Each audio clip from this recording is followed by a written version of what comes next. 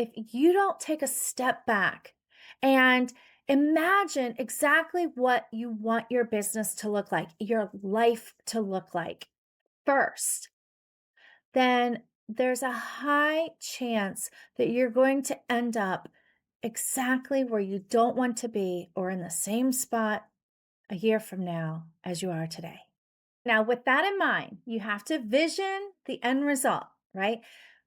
We need to step back even further, even before envisioning the end result. And that is where we begin today with reimagining your pet business. You see, it's not a matter of dreaming up of what you think would be your ideal business or what your ideal work days would look like. First, it's a matter of discovering who you really are, your authentic self. If you don't start with the discovery process of who you really are and what is most important to you, you could end up with this renovated business that is successful, but not one that you adore and feel inspired to just naturally get up and do every day. And isn't that another reason as to why you went into business for yourself? So that you can do what you love, so that you can enjoy what you do on a regular basis?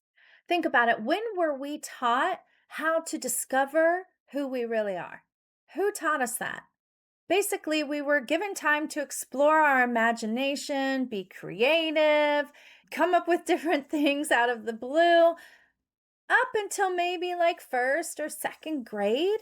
And then all of a sudden, it was wake up at this ridiculous hour to get on the bus, go sit at a desk for 8 hours a day, minus maybe a little playtime in the afternoon, and start raising your hand for permission to go to the bathroom. Oh, and by the way, stand in line and follow the group.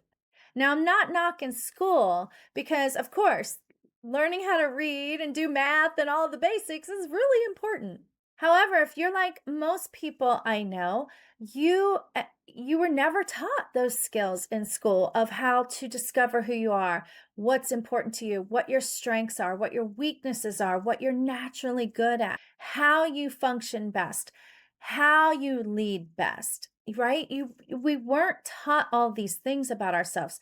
We weren't taught about our unique personality and how it can work with us in our careers or against us. I know I was almost 40 years old before I started to learn how to do those things for myself. And that's only because I sought them out on my own. And once I really dove deep into who I am, what made me me, who is my authentic self, my strengths and weaknesses, it opened up an entirely new perspective on why I was the way I was and showed me how some of my weaknesses were actually bonuses, as well as how some of my weird strengths could actually be beneficial in the world or to my business and my life.